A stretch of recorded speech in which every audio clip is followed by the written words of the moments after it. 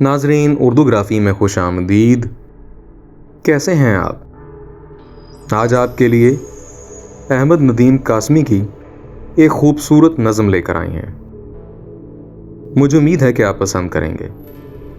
उससे पहले अगर आपने हमारे चैनल को सब्सक्राइब नहीं किया तो अभी कर लीजिएगा और बेल के आइकॉन पर क्लिक कर दीजिए ताकि आने वाली वीडियोस की इत्तला आपको बर वक्त मिल सके। जिंदगी के जितने दरवाजे हैं मुझ पे बंद हैं।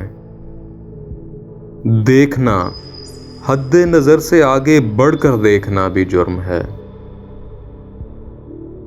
सोचना, अपने अकीदों और यकीनों से निकलकर सोचना भी जुर्म है।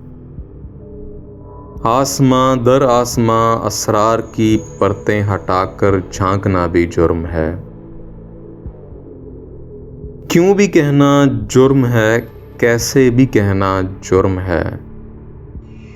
सांस लेने की तो आज़ादी मुयस्सर है, मगर जिंदा रहने के लिए इंसान को कुछ और भी दरकार है, और इस कुछ और भी का तज़किरा भी जुर्म है।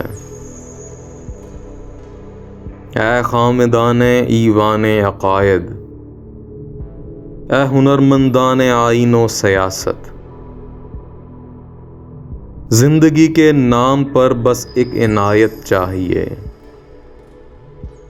मुझको इन सारे जराइम की इजाज़त चाहिए।